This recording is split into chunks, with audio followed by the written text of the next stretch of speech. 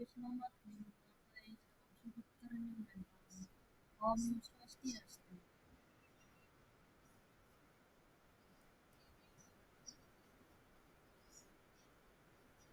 Adapun materi yang saya sampaikan pada hari ini yaitu dalam makna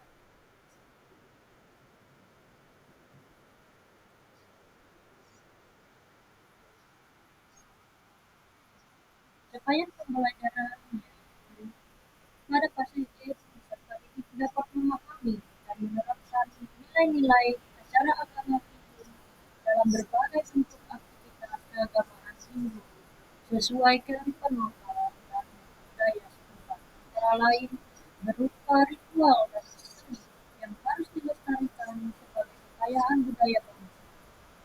Peserta didik mampu menganalisa garis besar niatnya yang terkandung dalam mengaprah. Peserta didik dapat mengetahui syarat-syarat niatnya.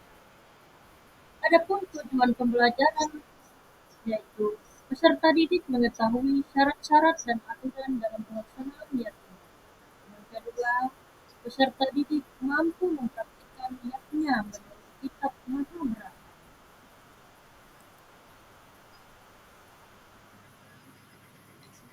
Niatnya secara garis besar dibagi menjadi dua, yakni nitya karma dan naitimita karma yatna.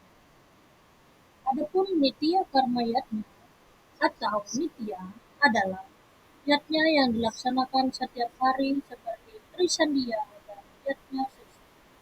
Yatnya sesa dilaksanakan setelah kita selesai memasak nasi dan sebelum makan.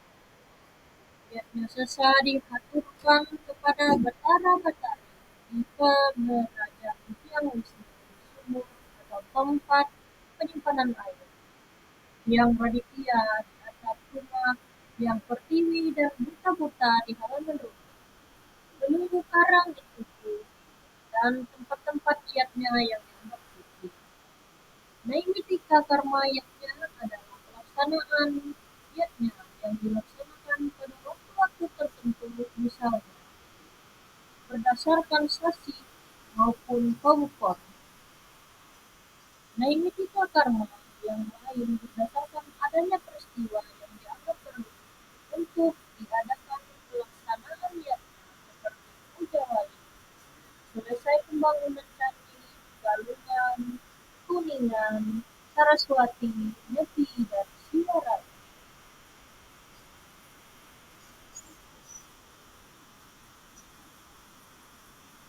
Berdasarkan kutipan sloka Bhagavad Gita, dapat dipahami bahwa pelaksanaan niatnya berdasarkan kualitasnya yang terdiri atas sattva, rajas, dan tamas. Korban suci yang tergantung dari keikhlasannya, bukan atas kemewahan atau mahalnya pelaksanaan korban suci tersebut. Sastra Veda membenarkan niatnya yang dilakukan dengan perasaan tulus ikhlas.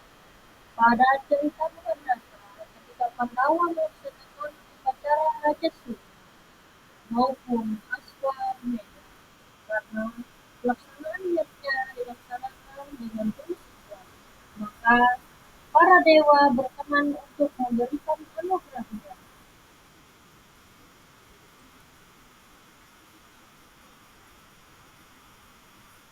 Dilihat dari kuantitasnya, maka yatnya dibedakan menjadi nista yatnya, artinya yatnya tingkatan kecil yang dibagi menjadi tiga, yaitu nistaning nista adalah terkecil di antara yang kecil, madyaning nista adalah sedang di antara yang kecil, utamaning nista adalah terbesar di antara yang kecil.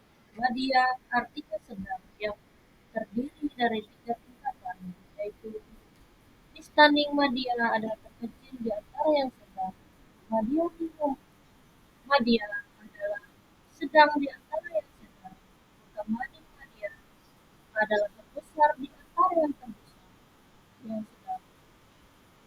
Utama artinya besar yang terdiri dari tiga tingkatan, yaitu Nistaning utama adalah terkecil di antara yang besar.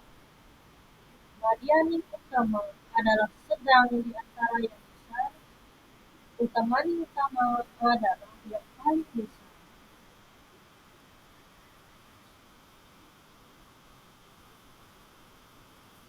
Ada tiga pembagian kiatnya dilihat dari kualitasnya yaitu Tamasika, Rajasika, dan Satwika.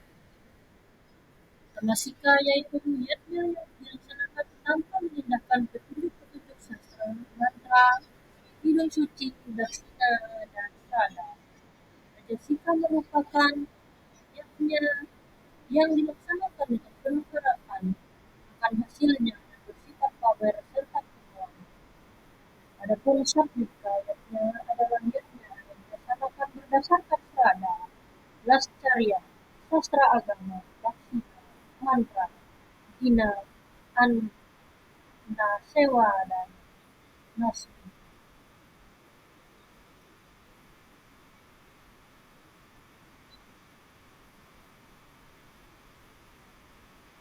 Pada Sloka Bhagavad Gita ke-17-10 menjelaskan dalam terjemahannya yaitu menurut petunjuk kitab suci dilakukan orang tanpa mengharapkan pahala dan percaya sepenuhnya acara ini sebagai tugas kewajiban adalah satu. Pelaksanaan korban suci ketika di Indonesia menyesuaikan dengan daerah masing-masing, sehingga bentuk pelaksanaan berbeda antara daerah satu dengan daerah yang lain.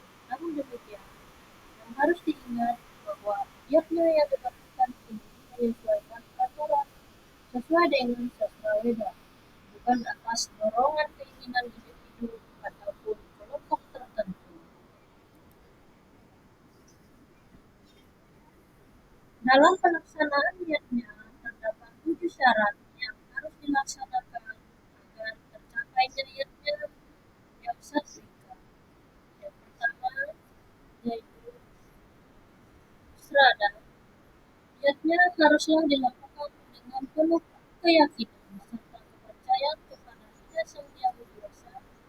Tanpa adanya serada, maka niatnya yang dilakukan tidak bernilai apa-apa.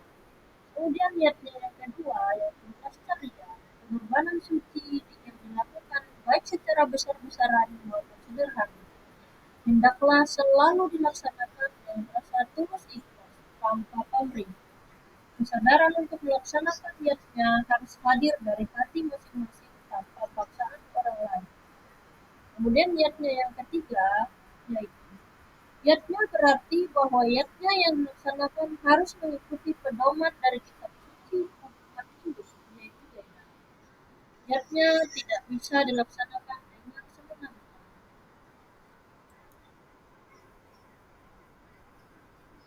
Yang keempat yaitu daksina.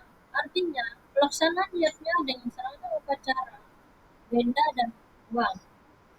Niatnya yang ketiga, yang kelima, mantra dan gita. Artinya niatnya yang dilaksanakan dengan melantunkan lagu-lagu suci untuk pemujaan. Yang keenam, anasewa.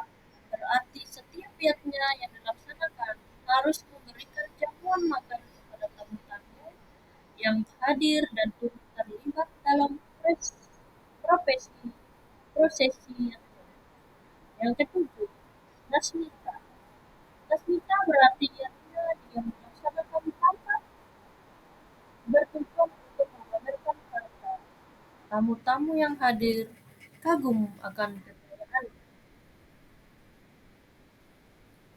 Demikianlah materi yang bisa saya sampaikan tentang syarat-syarat niatnya dalam memanfaatkan. Akhir kata saya ucapkan selamat Santi. Om Santi Santi Santi Om.